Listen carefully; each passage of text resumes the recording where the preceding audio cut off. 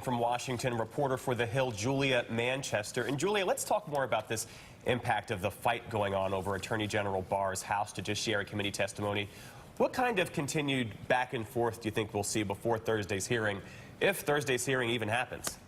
Well, it's interesting. I was listening to your back and forth about what happens if they continue to issue the subpoenas. And I think that's a real tension point in this, because Democrats have really tried to push these subpoenas and ordering these officials to come and testify. However, the Trump administration is completely digging in its heels, and that includes the Department of Justice. So an enormous amount of tension between the Trump administration and House Democrats at this point. And I think you're going to see House Democrats try to scramble to figure out how they can force these administration officials, if they even can, to come and testify before their committees. But I think President Trump is, looking at this very politically and essentially saying, I'm going to dig in my heels, because he knows that his political base doesn't want to see any relenting on this issue. So I don't see the Trump administration or House Democrats letting up at this point. We know also that Mueller is set to testify later in May.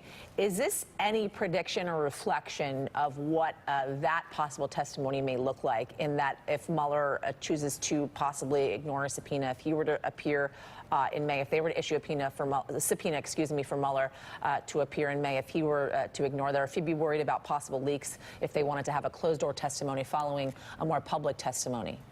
Right, I think that's very possible, and I think Robert Mueller in the past has shown he's very private and he likes to conduct his business privately. And I don't think, from what we've heard about Robert Mueller, what we've read about Robert Mueller, he's not the type of person who likes all of this conducted in public. So he'd rather probably do this behind closed doors. And we also see that he doesn't necessarily want to play this partisan game. He's kind of just the person who wants to get his work done. So it'll be interesting how he reacts if there's some sort of subpoena for him, some sort of subpoena or forcing him to testify, if you will. But with the difference between Robert Mueller and a William Barr, if you will, William Barr has kind of become, and a lot of critics view him this way, as a sort of political tool for the administration. He's gone along with it. That press conference that he made right before the redacted version of the Robert Mueller report was released before was very political and kind of setting up the stage for how the Trump administration